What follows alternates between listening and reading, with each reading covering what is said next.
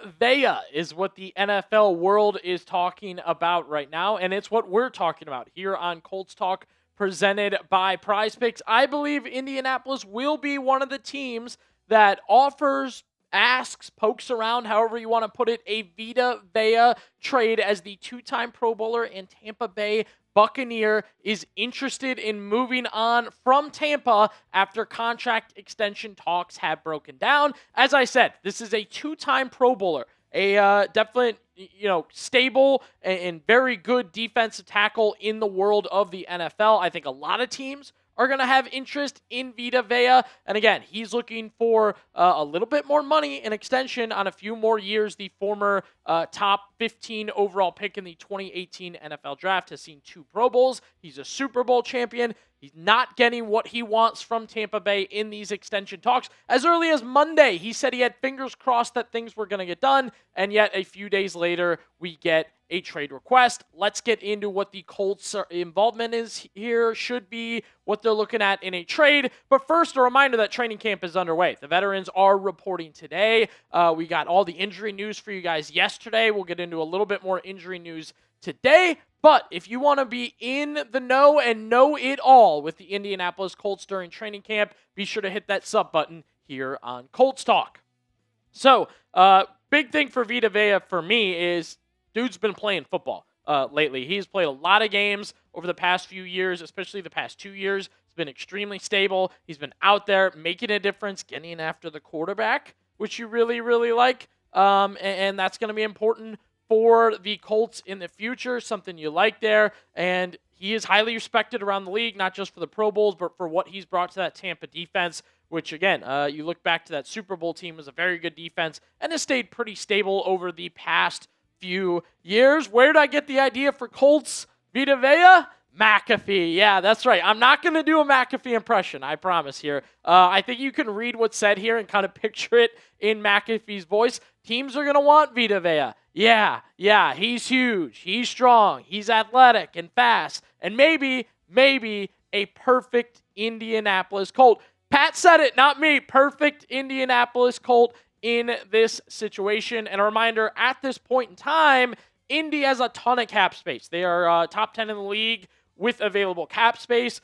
For a player that wants to be highly paid, this is definitely something the Colts could get done in not only trading for, but then paying Vita Vea going into the future. Take a look at the highest paid defensive tackles right now in the NFL. It's all about resetting the market. It's all about getting paid, matching your peers, all that when you want an extension.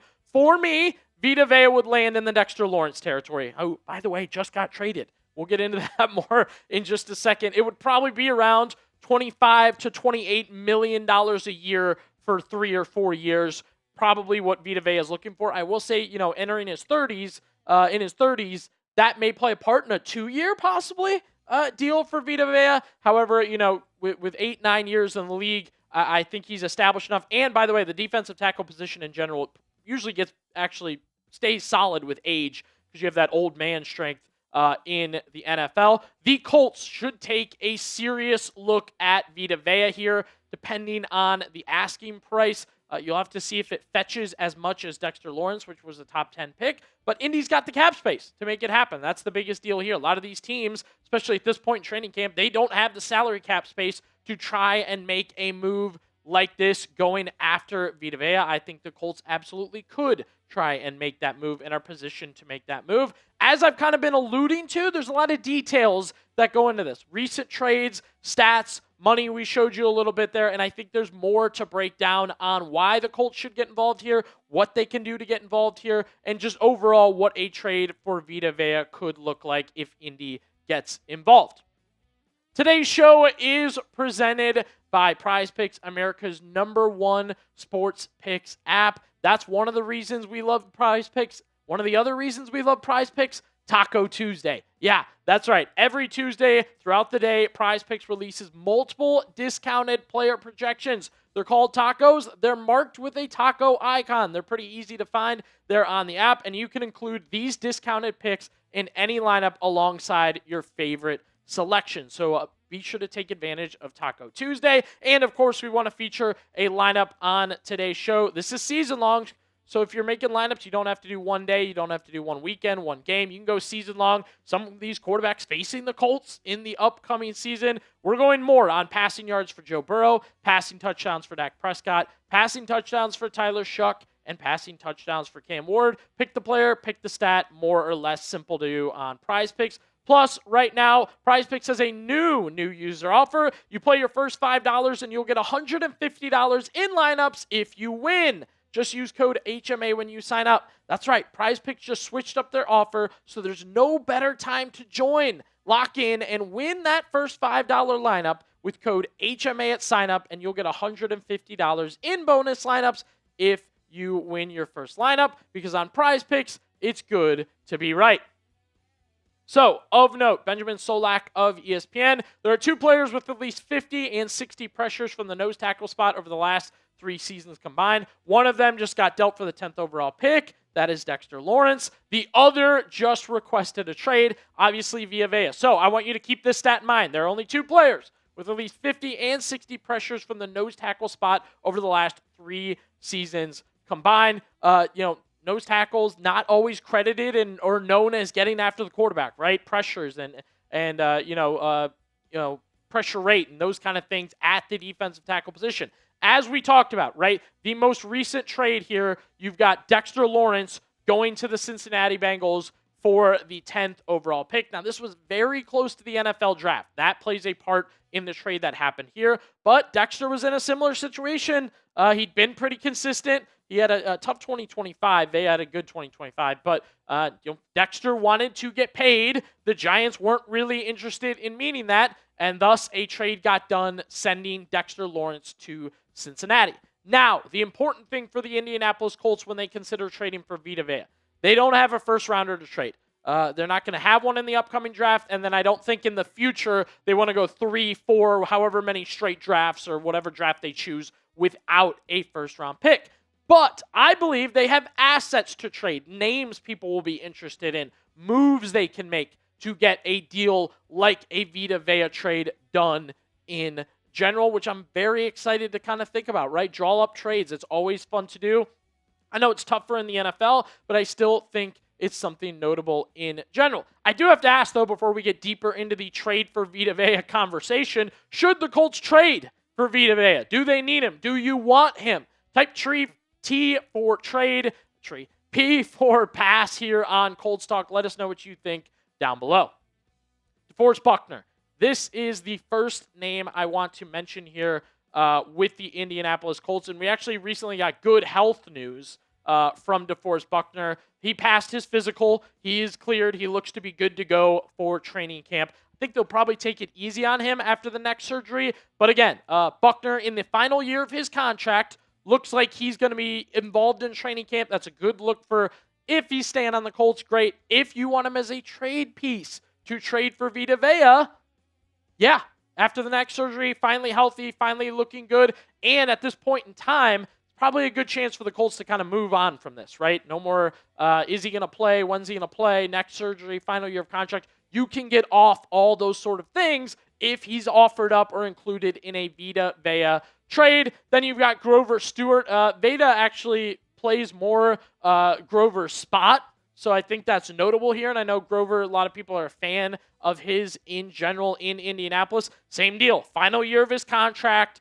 Played very well for Indy. Again, this is not a guy where it's like I'm looking to get rid of him because he hasn't worked out for the Colts or any sort of situation like that.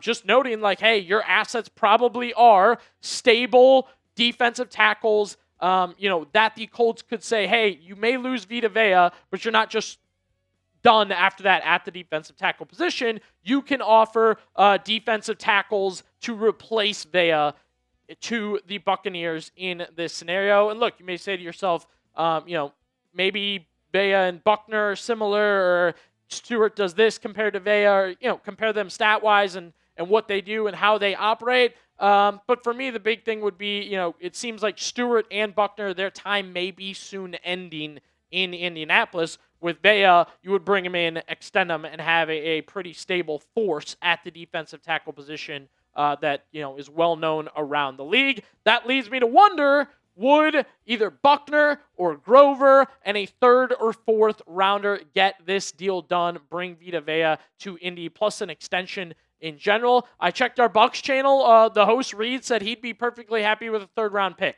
He just seems like it's not going to be something they can do going into camp. I don't fully think that's how they're thinking. However, thought it was notable to mention that that's how Bucs fans are feeling right now with Vita Vea. They'd be happy to get a third-rounder.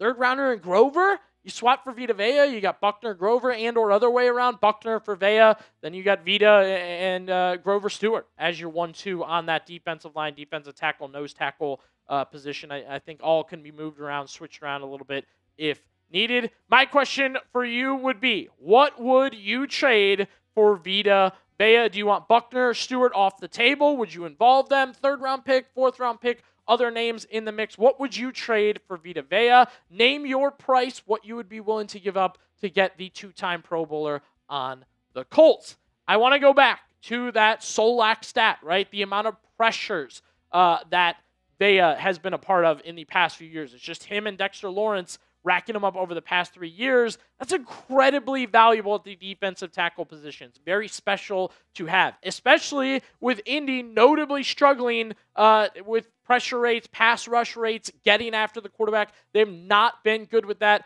over the past few years. And a big thing for us here on Colts Talk, well, edge rusher, right? We talk about edge rusher. Oh, we'll get, Leatu Latu, JT Tuimulau, Synard and Key. Like, they're trying to fix that issue.